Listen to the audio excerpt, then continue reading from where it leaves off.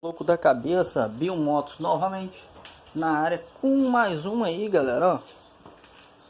Ó, o cliente relatou que foi numa oficina que a moto dele começou a fazer um barulho. Aí começamos a analisar aqui, né? Sentei, pá, desmontei. O cara falou que era biela. Eu falei, não, se é biela, vamos abrir, vamos ver se é biela então. Abri uma Titanzinha 2004, partida elétrica e kick. Olhamos a válvula. Show de bola. Olhamos trava, guia, ponto. Pistão já tá meio safado já, mas dá para andar um pouquinho.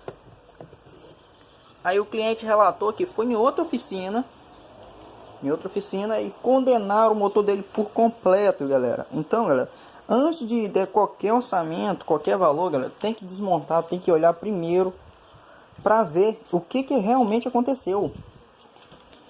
Aí, como ele já tinha falado comigo que ia botar um outro comando, tava rodando aqui, bem analisando, bem devagarzinho, ó. Esse é o barulho, ó, dá pra ver lá até os dentes, ó lá, ó. Eu já logo entendi que tem alguma coisa errada nessa engrenagem.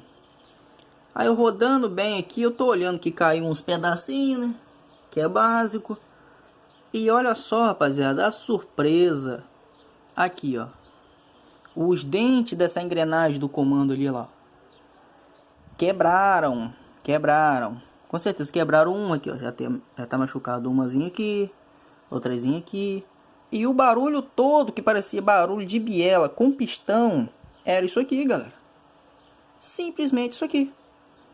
No caso, de qualquer jeito, teria que tirar a parte de cima, a parte de baixo, a parte da embreagem logo pra consertar, pra ficar bom.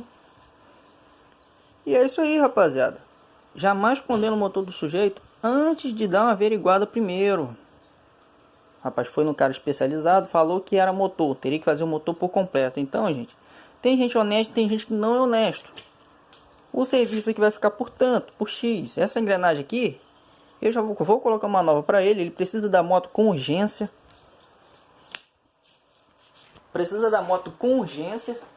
E realmente tem que colocar para agilizar ele. Ele não quer terminar de mexer no resto do motor e nem nada. Tá tudo aí, tudo desmontado.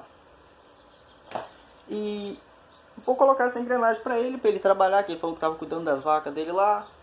E acabou, galera. Se inscreva no canal, curte, compartilha, comenta, envia para os amigos o link. Estamos aí agora começando a vender óleo, cama de ar, longe de freio, de pouco a pouco, galera, progredindo.